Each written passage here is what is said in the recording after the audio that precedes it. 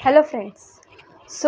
या व्हिडिओमध्ये आपण नीटच्या रिझल्टबद्दल इन्फॉर्मेशन जाणून घेणार आहोत. तो सर्वात आधी जर चॅनलला नवीन असाल तर सबस्क्राईब करा आणि तुम्हाला काउन्सिलिंग रिलेटेड काही जरी प्रॉब्लेम असेल, काही जरी डाऊट असतील तर खाली दिलेल्या नंबरवर कॉन्टॅक्ट करा.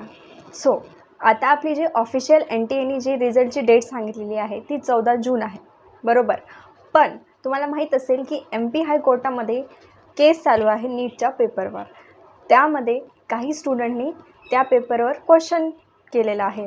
दॅट्स वाय आपला जो रिझल्ट आहे त्याची सध्या काही अजून NTA कडून ऑफिशियल अशी नोटीस नाही आलेली आहे, बरोबर.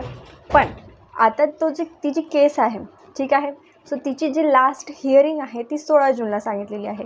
तर काही स्टुडंटला वाटू शकतं की 16 जून नंतर रिझल्ट लागू शकतो, पण तसं नाही आहे.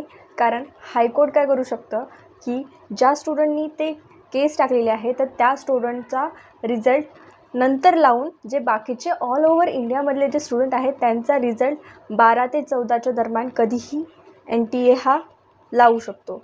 दॅट्स वाय आपला जो रिझल्ट आहे तो 12 ते 14 जूनच्या मध्ये कधीही लागणार आहे. तुम्ही तयारीत राहायचं आहे आणि चॅनलला सबस्क्राईब करा आणि बेल आयकॉनला प्रेस करा, म्हणजे तुम्हाला जेव्हा कधीही रिझल्ट लागेल तेव्हा तशीच तुम्हाला तिथे अपडेटही मिळून जाईल, ठीक आहे. आणि आता रिझल्ट लागल्यानंतर आपल्याला स्कोअर समजणार, आपला ऑल इंडिया रँक समजणार, बरोबर. त्याच्यानंतर जी प्रोसेस स्टार्ट होणार आहे ती मेन प्रोसेस आहे, ती म्हणजे काउन्सिलिंगची प्रोसेस. ऑल इंडिया कोटा असेल किंवा स्टेट कोटा असेल.